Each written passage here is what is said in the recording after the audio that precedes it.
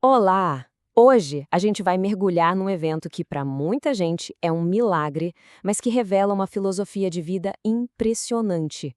Vamos juntos desvendar as ideias por trás de Fátima que, olha, continuam ecoando no nosso mundo de uma forma muito, muito surpreendente.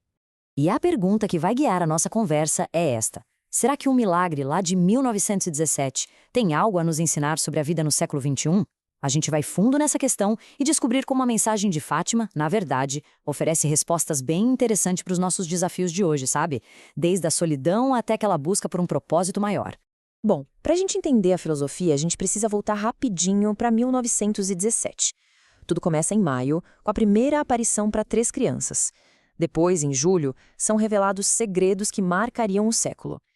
E, finalmente, em outubro, acontece o famoso Milagre do Sol, na frente de 70 mil pessoas.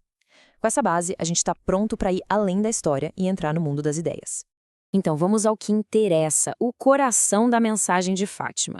E olha, já adianto, não é algo passivo, parado, não. É um chamado muito potente para a ação, uma ideia que as fontes chamam de dinamismo do amor. A ideia central aqui é a tal da descentralização do ego. Parece complicado, mas é simples e, ao mesmo tempo, revolucionário. É o ato de sair de si mesmo e focar nos outros. É o movimento do eu para o nós. Já parou para pensar como isso bate de frente com o nosso individualismo de todo dia? E o mais interessante é que essa ideia não ficou presa lá no passado, não. Como a gente vê aqui nesta citação do Papa Francisco, a conexão com o transcendente não é para fechar a gente no nosso mundinho. Pelo contrário, ela nos abre para o mundo, para os outros. É uma mensagem que atravessa os séculos e continua super viva. E aqui o contraste fica muito claro, né? De um lado, a gente tem a cultura da indiferença, que nos isola. Do outro, o dinamismo do amor, que nos conecta. A filosofia de Fátima, no fundo, nos oferece um antídoto poderoso para a solidão moderna. É uma escolha diária entre o eu e o nós. Certo, mas como a gente coloca isso em prática? Como é que se abre espaço para essa transformação? Bom, a mensagem de Fátima nos dá uma pista, usando uma metáfora muito, muito poderosa para nos ensinar a acolher a verdade. E a metáfora é essa, a da terra boa. A figura de Maria é apresentada como o grande exemplo de um coração aberto, sabe? Um solo fértil, prontinho para receber a semente da verdade e fazer ela florescer. A pergunta que fica para a gente é: será que estamos preparando o nosso próprio terreno para ser terra boa? E como a gente se torna terra boa? O processo tem 3 passos bem claros. Primeiro, acolher a mensagem com humildade. Depois, permitir que ela crie raízes profundas, que vá além do superficial, sabe? E, finalmente, o mais importante de tudo, dar frutos, transformar aquilo em que se acredita em ação concreta. E isso nos leva a uma reflexão bem profunda, né? A nossa incompletude, aquela sensação de que sempre falta alguma coisa, não é vista como uma fraqueza. Na verdade, ela é um motor que nos move a buscar um propósito.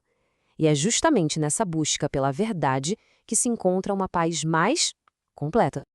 Agora, vamos tocar um ponto que para muitos parece um conflito, quase como adversários, fé e razão. Mas na filosofia de Fátima, a proposta é bem diferente. Aqui, elas andam de mãos dadas. Vamos ver como? A fé, nesse contexto, não é cega. Ela não pede para a gente desligar a nossa lógica. Muito pelo contrário. Ela é apresentada como uma resposta racional a algo que vai além da nossa compreensão do dia a dia. A razão é a ferramenta que nos ajuda a explorar o mistério e não a negá-lo. Essa tabela aqui mostra bem essa dança entre a fé e a razão. Pensa assim, a razão é um mapa que nos ajuda a entender o terreno. Já a fé é a bússola que nos dá a direção. Juntas, elas nos guiam na jornada, principalmente quando o mapa acaba e o caminho à frente é desconhecido. E essa parceria toda exige ação. Não há uma filosofia de ficar parado observando. Como diz Santo Tomás de Aquino de uma forma bem direta, não defender a verdade é negar a verdade.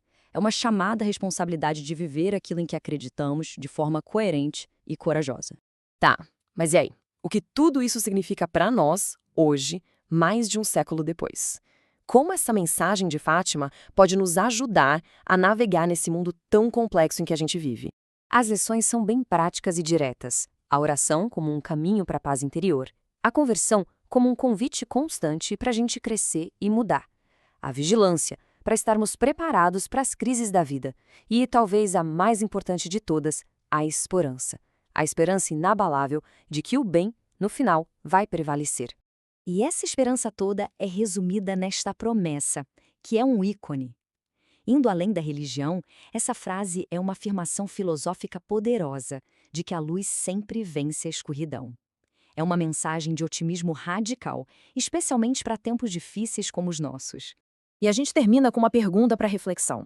No mundo cheio de crises, qual é o papel da esperança ativa? Aquela esperança que não fica só sentada esperando, mas que age, que transforma e que ajuda a construir um futuro melhor, a partir das escolhas que a gente faz hoje.